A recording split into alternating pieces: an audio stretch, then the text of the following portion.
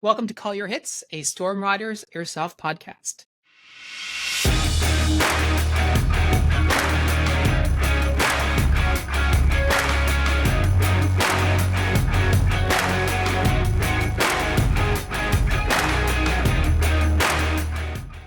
Thanks for joining us, everyone. My guests today are Ben and Ambo, who were on a few weeks ago to talk about Border War. And now that the event is done, I'm really excited to do a recap with them to talk about how the event went. If you haven't listened to that episode, definitely go back and check it out. But basically, very high level, Border War is one of the premier airsoft Milsim events in the world, held in Czechia. And they host hundreds of players every year from all over Europe and all over the world. When we last spoke to them, Ben and Ambo were also joined by Josh, who, if you remember, had a bit of a cold at the time and was hoping to be better in time for Border War. Unfortunately, Josh actually developed a full-blown pneumonia and needed to withdraw from the event. This is actually a really important lesson. It's unfortunate, but if you get sick before an event, especially an event like Border War, which is a continuous multi-hour physically demanding event, you need to take your health seriously and get checked out. In Josh's case, if he had played Border War with an untreated pneumonia, it could really have ended badly for him, especially since he was in a country where, he doesn't speak the language of the country he's in. So I know that, withdrawing from an event, and I've done that myself, in the past for medical reasons, it can be super disappointing, but the alternative is much worse. So there's a bit of a lesson there. Josh is getting better day by day, though. He's still fighting at the time of recording. He's still fighting with his pneumonia, so we wish him all the best and a speedy recovery. So with that out of the way, Ben, Ambo, welcome back, guys. Yeah, thank you for having us. Thanks for being on. Absolutely. Yeah. So my first instinct is to ask you how it went, but I want to we can talk about how it went overall, but what I'm curious about is how was your meetup, your prep, and your arrival before the event? Because you're traveling, Ben, you were traveling from your country, from Slovenia. Ambo, you're coming from Germany. You're meeting up. Did you meet up in Prague? Like, how did all that go for you guys?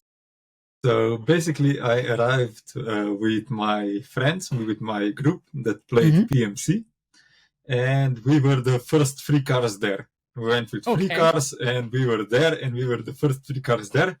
We drove up to the organizer, and they told us we can't be there yet, and we had to turn around and drive away from the organization and wait until it was early enough for us to check in. And then we drove back up and got registered and everything.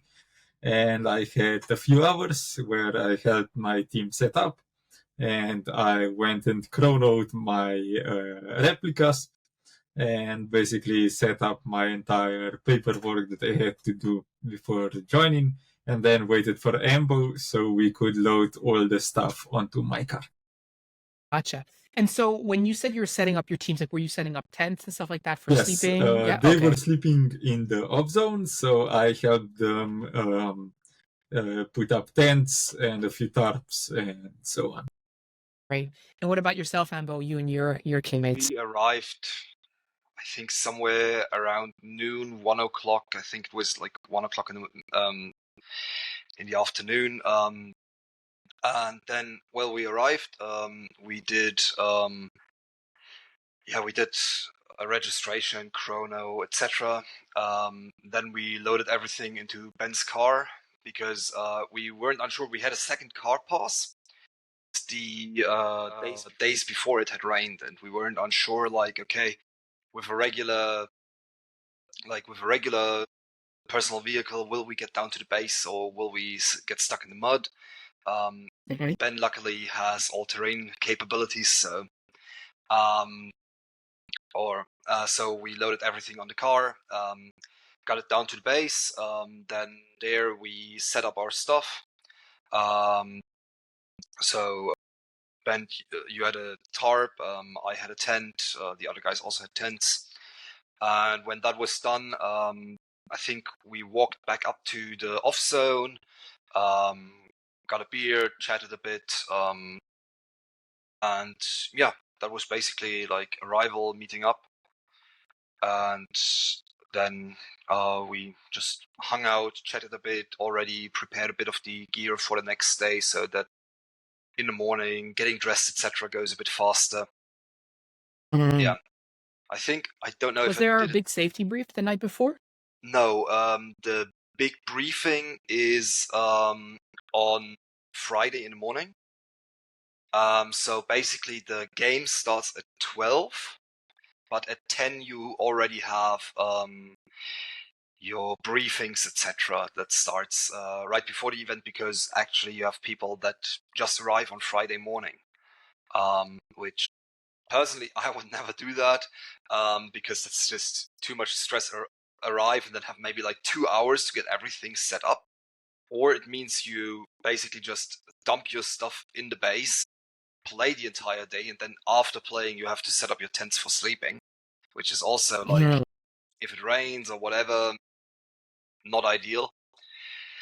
So yeah, you get the briefings in the morning, though those actually aren't that much safety briefings. Like when you start with Border War, you during the check-in process you have to sign that you read the rules, that you understand the safety things, etc.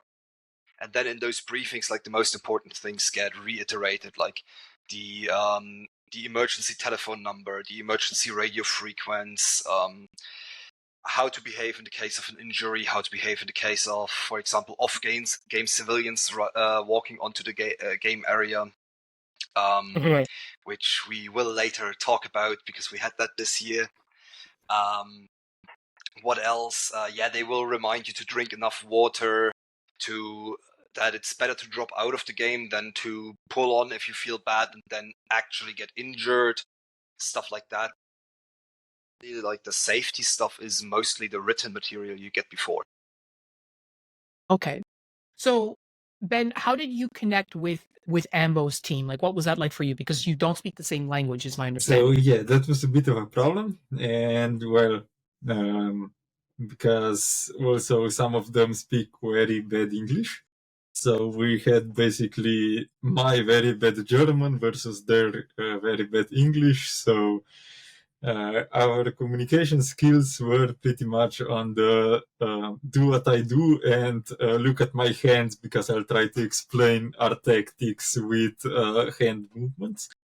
Yeah. But yeah, basically in first day afternoon, we went up to the tents in the off zone of Ambo's team, and we had a small briefing on what we planned to do. And then Friday morning, we immediately went on to the mission, which I basically did do what everyone else is doing and try not to fuck up. But I think I managed all right. Yeah.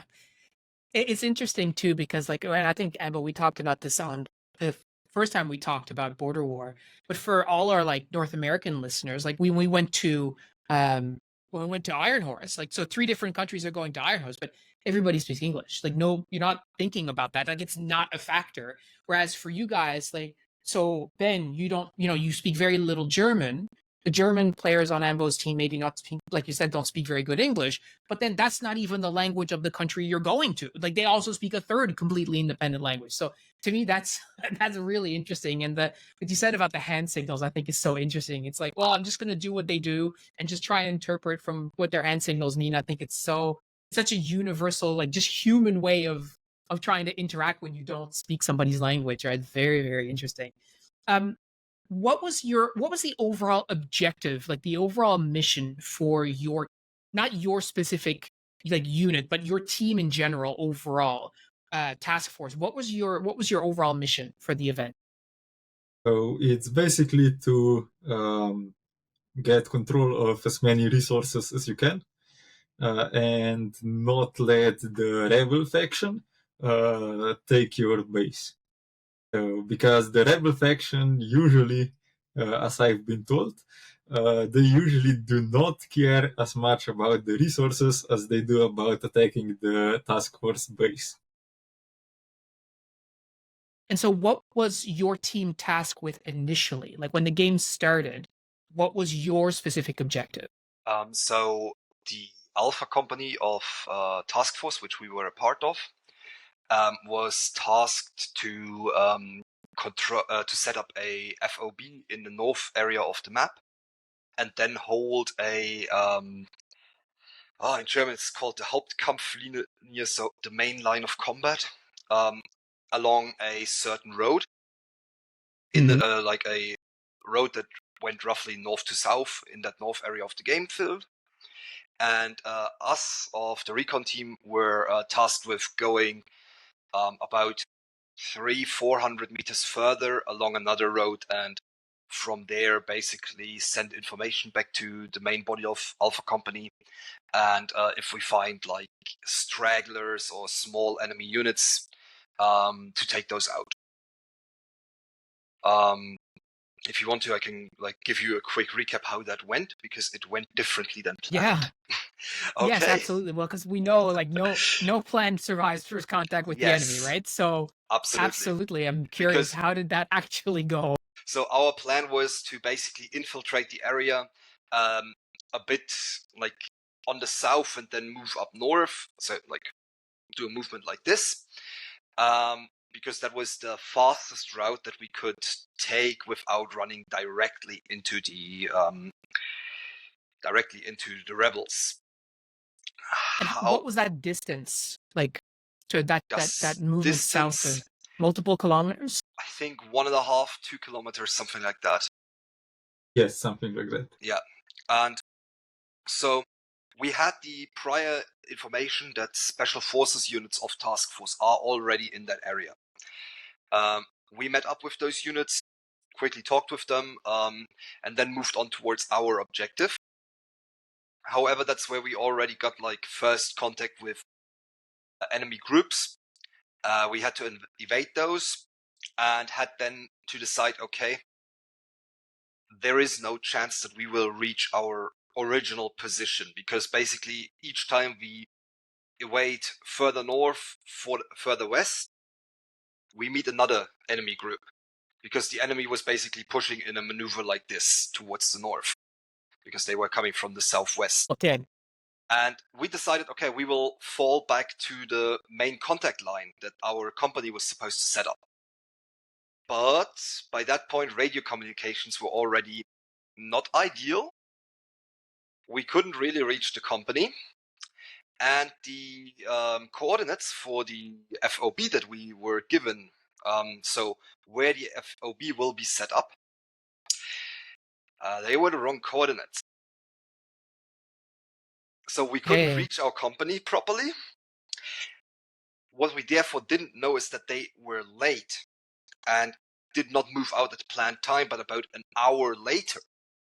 So instead of already having set up the FOB and being at the main contact line, they were still in the base when we decided to fall back, and were getting in the vehicles to be driven towards the FOB point, which also was a different FOB point than what we were given. So we walked straight over the actual FOB point to the coordinates that we had, where we found nothing that was in-game, but a Czech family that were setting up a tent to celebrate their kids' birthdays in the forest, and they were waiting for other families, which of course was an issue, because part of the game field is a national park, so everybody can go in there. But there is like flyers posted that careful airsoft event for this weekend, etc. So it's, to my knowledge, that is what the Czech law requires. But it does mean that, well, you can run into random civilians. I think a few years back on like the main road that was the old field that had like a asphalt road going straight through the field. Once every 2 hours, you had a cyclist on a racing bike going just through there, doing their weekend cycle. And so, yeah, we met that family, but by that point, we finally had radio communications back. We did not get the new location yet, but we figured out that Task Force, that the Alpha Company was delayed, and we also figured out, we also told that, hey, there is civilians on the game field, so Oregon knew about that. by now. But yeah, by that point, we decided, okay, there is basically no use in us staying here. We're not getting the correct coordinations.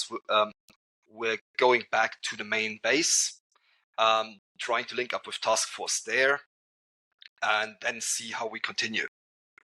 Right. On our way back to base, about, I don't know, 300-400 meters out of base, the first cars of Alpha Company started going by, going to the actual FOB. So we went into the base, refill our water, quickly did a pause, and then went out for our next mission. So, as all this is going on, like Ben, how aware of what the situation was were you at? Because again, think about this language barrier. Like, how did that feel for you? Basically, at the first contact with the enemy we had, we just saw them about, like, I think it was around 150 meters away from us.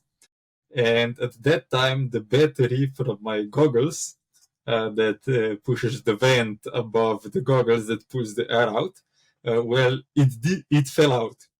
So my goggles started to fog, and I had basically the visibility of around an extended arm.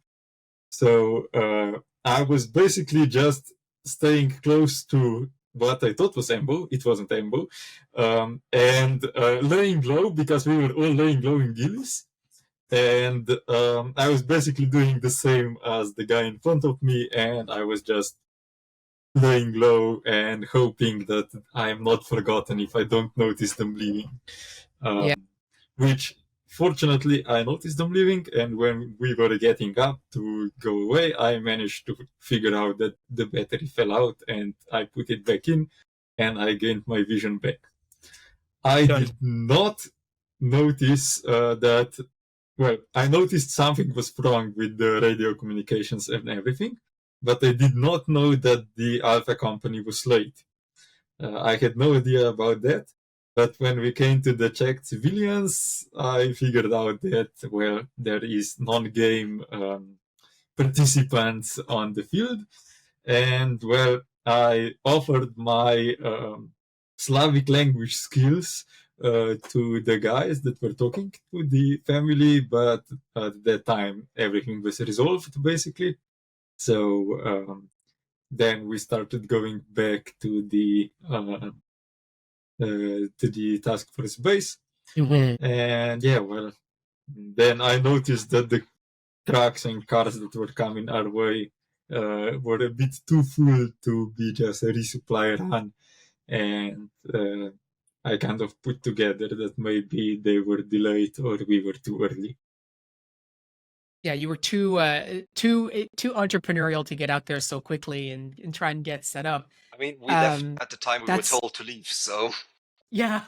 I think we were even like as 10 you were minutes explaining later. that, I couldn't help but laugh. Not because it's yeah, it's like it's just I was laughing because it's so typical airsoft, right? Everything you're talking about is like you get out there, but people aren't ready. They give you the wrong place to go. Your comms aren't working. Your fans stop working, so your goggles fogged up. You met some random people who weren't supposed to be here. Like all of this is just. I mean, I don't have any experience in the military, but definitely in airsoft, I'm like, this is so typical, right? It's so funny to hear that even at a big event like that, like those are the kinds of things that you still. Or maybe especially at a big event, I don't know. You have so many more people. But so when you went back to your base and you got sort of resupplied, get your water and stuff, did you go out again on the mission that you were supposed to do in the first place, or did you do something different?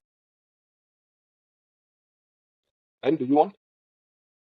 I don't know which mission we went on to, so you better tell that. Yeah, I mean, I have our internal after action report next to me here open. So what we then basically did in the afternoon, we were told to just support parts of Alpha Company that were fighting southeast of the FOB. So basically, about 2/3 of the way from the main base to the FOB. That was where they were engaged, and we got there. We joined them. We had a firefight. A few of us got hit. Mostly they could be medicked. We managed to drive the enemy back, so it was not not our usual like Recon stuff. It was basically normal, just with the other task force units as infantry. Was also fun, cool thing. We did actually like have firefights, and we could be a bit more aggressive because actually there were medics close by, which usually with Recon we don't have. And yeah, that was basically like we got there. We managed to push the enemy back, but lost a few of our own people. And then after that, we managed. After that we got then back to main base, and that was basically it for that day. What was your squad composition? Like, how many players did you have, and what was the equipment loadout that you were using, primarily like with your replicas and stuff? So we had 10 players, so 9 Germans and me. And we had the first day 2 machine gunners, and others were riflemen and DMR. Okay. And on the second day, another player got his support gun ready. So we had 3 machine guns, and the others were riflemen and Excellent. So you were well equipped then to get into a firefight if you really needed it, right? Yeah, that's excellent. So, with respect to like this firefighting, what was the terrain that you were engaged in primarily? Was it all wooded terrain? Was it open terrain? Like, what were you, especially that second firefight that you described supporting Alpha Company? What were you engaged in? So that was basically pine wood mostly, and yeah, a bit up and down, so hilly, but not too much. So yeah, basically wavy pine wood terrain, pretty typical for Eastern Europe and so on. Yeah. How did you find your concealment system worked in that terrain for you? So for that terrain, my ghillie was probably a bit better than that of the others on the team because theirs was a bit more brownish.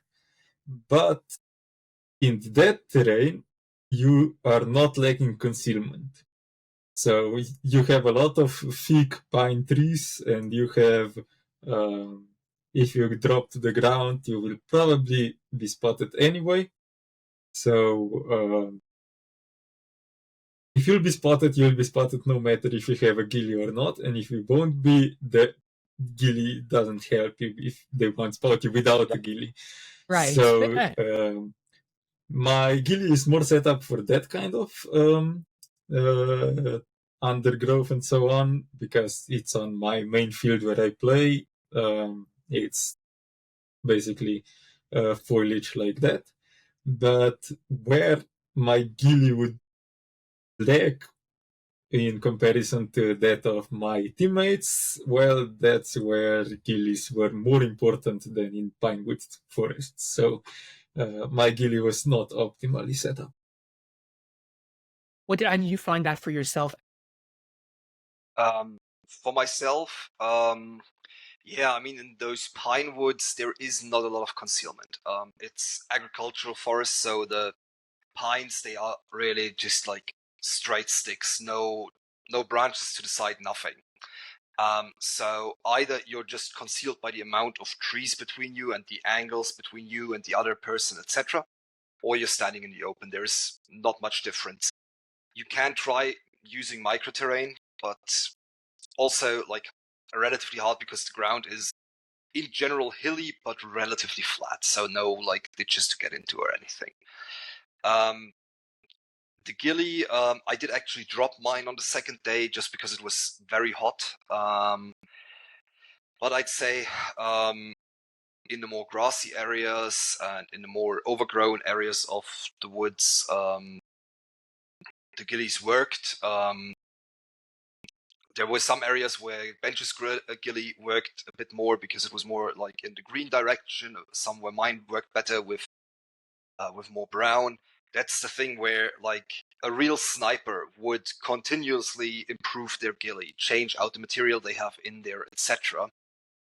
In airsoft, you can't really do that. One, because you can't take 5 hours for 1 kilometer of movement, and two, because while, I mean, it's okay to like pick a bit of the grass that gets trampled down anyway while people are setting up their tents and put that in your ghillie, but it's not okay to go through the woods and cut off branch after branch to conceal yourself. Like there are differences. So it also probably isn't worth it, like taking an hour or two every 2 or 3 hours, or every time the terrain changes, to modify your ghillie and have everyone set up each other's ghillies and so on, just for then you to walk another 2 kilometers and terrain changes again. And even if you get spotted, it's airsoft, you get hit, you call out, and you go back to base and you have fun again. Yeah, the stakes are much lower. Absolutely. And I would also suspect, I mean, you can correct me if I'm wrong here, airsoft players, because the stakes are lower, tend to be less observant as well. So you can get away with worse concealment, right? So I wanted to ask you about Recon specifically, Ambo, because I know that that's what your team sort of specializes in. It's your bread and butter, and that's what you've done at Border War in the past. So did you get a chance to do Recon and Server? Can you talk a little bit about what that was like for you this time? On Saturday morning, we had a mission that was a bit similar to what we did on Friday morning, where we tried to get behind enemy lines and then from there support task force. There we ran into radio issues again, which was pretty annoying, because what use is it if you have a 10-man group behind enemy's lines if then that group can't get into radio contact with the HQ? But there we made the mistake of actually engaging an enemy group that was larger than us. And we would have probably gotten away with it if we had properly spoken it through what we did. We also ran a bit into command and control issues, because the player that did the command on Friday said I should do it on Saturday, but then he also made command decisions. Like we got into a bit of a command control thingy there. And basically, it wasn't clear to everyone what we were exactly doing now. And then one part was already opening fire, while another was still getting in position, stuff like that. So if we want to engage a group that's it was about twice our size, we need to better speak through what we will do, because what the other players had planned was basically everybody starts shooting at once, surprises them, and then runs away. What we ended up doing was one part started shooting and started running, while the other was still getting in position, was then pinned down, and was then encircled and taken out. So at that point we weren't 10 but 8 players, because two of our guys, they had to get to a pharmacy to get some medical stuff for one of them, and therefore joined us late on Saturday. So 3 of us were still in the game, still did some reconnoitering, while the rest had to walk back to main base. Then we had, since over half of the team had to respawn, we did sort of a lunch break, and in that time the other part of the team also got in. They actually managed to get back from that position without being noticed or being taken out. And then also 2 other guys who were at the pharmacy joined us also.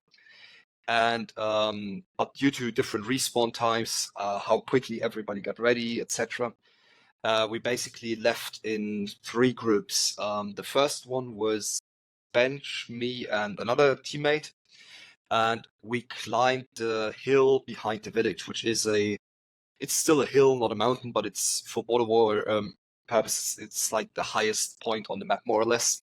So we climbed that and set up a radio relay for our company. That was sort of the lesson we learned from Friday. Okay, we have to properly set up radio relays. And then a second group of 3 people linked up with us. Then we were already 6 out of 10 people, and we split that 6 people up into 2-man teams that were pushing down the hill towards the village to get a view on the southeast and the northeast side of the village each. To see if the PMC factions might have Exactly, linked up with the rebels instead of us, but we got company by the rebels quite quickly. Okay. So, well, we took out a few of them, a bit more than they took of us, but at least 3 of us got taken out, and we had to return back to base. I want to go back to something that Ambo was saying. Yeah. When you say you set up a radio relay, this is a real piece of hardware that you set up for your radios, or like an neither. in-game item of something?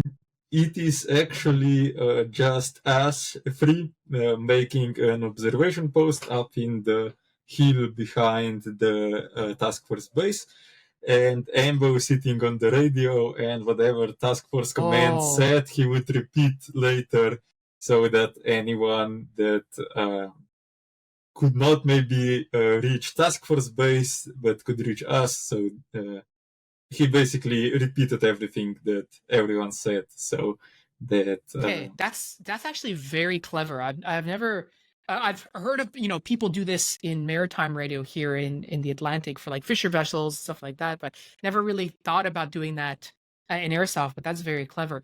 And then when you say that like you were accompanied by the rebels, is that because you were spotted in that position and they knew where you were? Basically, we weren't when we went and pushed into the village. We made contact with the PMCs, which told us that they can give us position of the rebels if we pay them, but we didn't have any money on us. So we went a bit back to a better fighting position, and were basically watching if any rebels would be coming. And we heard them, but I didn't manage to get enough attention from enough of German-speaking guys to tell them that someone was coming. So basically, the first contact we had was unaware rebels walking into my line of fire, and I opened fire and took out 2 or 3 of them. But because I was unsupported, I was also quickly taken out. And after that, the Germans put up a lot of a fight, but at least 2 of them were also taken out. But I do not think that Ambo and his relay position were taken out. Okay. Yeah. So at this point, you were basically disconnected from the only other person who could actually communicate effectively with you. Is that fair? Yes.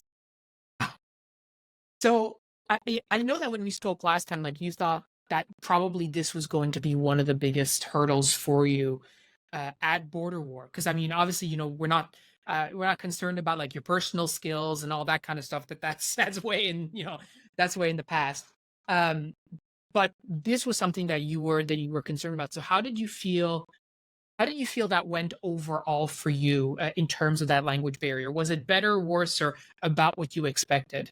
So it was better than I expected, but worse than I had hoped. I was quite able to communicate with those guys. Unfortunately, whatever German they did speak, they spoke the complicated German and not the simple German that I would know. Okay. But yeah, I mean, some of it I understood because military jargon is pretty much similar no matter what language you speak. But it definitely got me killed at least twice. So in this situation, with the behind the village, under the relay post, and in the situation where Ambo was talking about, where we attacked a bigger rebel force, because we had a problem there that we also didn't set up lanes of fire correctly, or like nobody was watching our right flank. I was the 3rd from the right, and I was convinced that like at least the 2 people to my right would agree and someone would be watching our right. But no one was. And in the end, I was the rightmost person, but I didn't know that because no one told me they were bouncing left. And I was watching straight ahead, not even a bit to the right, and the rebel reinforcement pushed us from the right. So I was the first to get taken out on that mission. So, despite the language barrier stuff with Ben, Ambo, from your perspective too, like, would you say that this event was largely successful for you and your team? Were you happy with how things worked out, or like, what are the key sort of takeaways for you and your teammates about what to improve on next time or to avoid? So I think I need to separate the am I happy with how things worked and did I have fun? Because even though some things didn't work, and we have a few things to improve until next time, I still had fun. Because I still got to, well, not aimlessly, but what sometimes feels aimlessly, walk through the woods, waiting for enemies, is there someone checking, etc. Like that kind of like low level adrenaline, I would call it. Like you always have like a certain level of awareness and everything, but it's not immediate action. Like that is a amazing feeling that I feel like during a normal airsoft game I don't get. So I still had a lot of fun, but there were things that did not work the way they were supposed to work. Radio communications is a big one. We're already looking at different solutions. There is something that 3 of our guys are looking at, which is so-called LoRa, which is a radio frequency. I don't know if it's available in the US or Canada, but it's available here in Europe. It's like very low frequency radio, and it's more or less useless for voice transmission, if I understood it correctly, but you can sort of send SMS with it. And they're looking at a system with that might be able to transmit GPS coordinates, but that's too much technical stuff for me. Like I don't know enough about radios for that. I am really annoyed at my really nice headset, which I finally got working before Border War, only then to lose super small parts that make it fit properly into my ear, because it's an in-ear headset with bone conduction microphones. That means they need to sit really good, otherwise nobody will hear. So I had to switch to my backup that like is not the newest, pretty old, like cheap radio thingy. For company radio, I had a similar thing from another teammate, so 2 different systems on my ears, etc. Wasn't super happy with that, and in general, like radio communications had their issues. Some because of the distance and obstacles that were involved. So we are working on concepts on how to get that better next year. I feel like this year it was worse than last year, which I don't know where that came from. Maybe it was an equipment thing. Maybe it was something else. Last year you were a bit smaller group, so that might have also played a role. And also we have to differentiate between in-team communications and communications upper level. Those we are working on with like the long distance stuff, etc. In-team communications, I think this year proved that if you're a group that's larger than 5 or so people, if you want to do complicated stuff without having trained as the large group together beforehand, it's getting hard. So there we need to find concepts and other things that help us improve in that area. I think parts of the communication we could already improve with like the guide I wrote beforehand, but still that requires more training or work on that area. And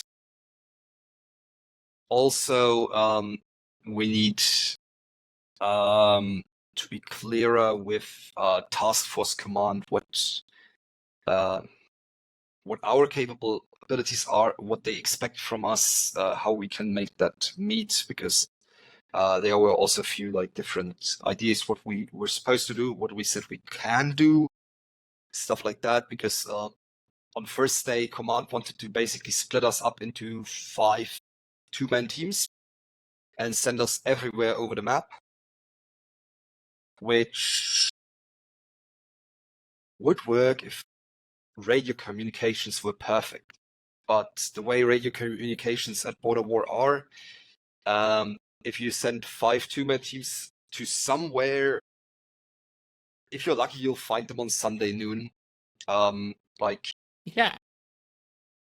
Most likely you will never hear from them again until they decide to walk back to base. Yeah. That's also stuff we have to work on. That also brings me back to when you asked the radio relay, is that an actual device?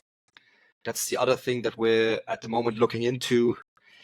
Are there cheap, viable, and legal radio relay options that we can put up? At Border War, you are allotted radio frequencies that the organizers have rented for their weekend. So that's basically like, you probably have that in Canada or the US too, company radars, radio. So like if a big company says, hey, we need radio communications in our manufacturing plant, then not everybody on there has to be a certified radio operator or whatever. They just buy or rent a frequency, and as long as they're paying money for it on that frequency, they can do whatever they want. That's then their internal thing, how well they adhere to radio discipline, etc. So that's what the Border War organizers do. They rent those frequencies for the weekend, and then each team is allotted them. So we need to find out if there is a free, or not a free, but a cheap and also legal solution to put up some kind of relay station that works with those frequencies. Yeah, that's also big. It's really interesting that when we talk about, hey, what could we have done better for this event? We talk about communication and radios and stuff like that. But what I always really enjoy is one thing that never comes up: personal skills. Everyone knows what they're doing. People are coming and they're ready to play. Their equipment, well, it's, like they're sorted out. You guys at the very least, right? Like you're sorted out for yourselves. Like you have equipment issues that happen. But just to give you a really good example of that, you said yourself, your headset gave you some trouble, so you switched to your backup, right? Yeah. How many airsofters have you seen at an event where their thing stops working and they don't have a backup? Right? Like that's the kind of things that your experience obviously shows through that kind of stuff, right? Even when things aren't working, you have an option to fall back on it and stuff like that. So I just find that's really interesting. But and I know that, of course, comms at Ben, as we talked about, is not something you partook in very, very much. I'm curious. So same sort of question for you, but with a different twist. What was the best part of Border War for you this year? So I'd say it was probably when on Saturday evening I decided to join a random group of Slovenians that were leaving Task Force base, and I just took my M249, put my pistol in my pocket and 2 magazines in the other pocket, and went to village with. And I was shirtless at the time because I thought we were just going to defend Task Base, but we decided to go to the village. And we went there and we had fun in the village. A lot of guys found porn magazines that they could find, so they bought them, of course, with in-game money. And then we decided to leave the village. It was getting dark. And on the hill above the village, we got in a 4-way friendly firefight with 4 different teams, 3 of which were Slovenian, and we had a giant let's shoot our friendlies party.